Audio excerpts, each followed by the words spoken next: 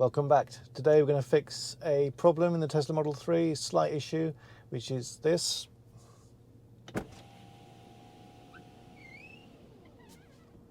Squeaky window.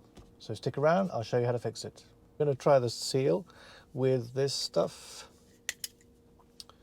WD-40 Silicone Special.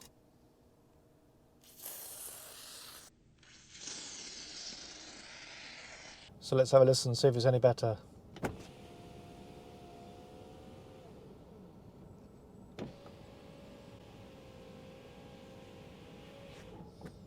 Mission accomplished. The other thing you can use this thing for is to avoid freezing up your door handle, is to spray it into that area there. I don't know if you can see behind, there's like a little grey kind of white thing there, is to spray WD-40 in there. So I hope that was useful. So if you've got squeaky windows, try that silicone gel. It's also quite good for spraying into the door handle as well, which you can't necessarily do with the other products.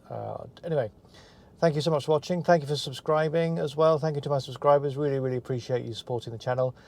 Thanks ever so much. If you enjoyed the video, please like, comment and subscribe. Thank you for watching, and I'll see you in the next video.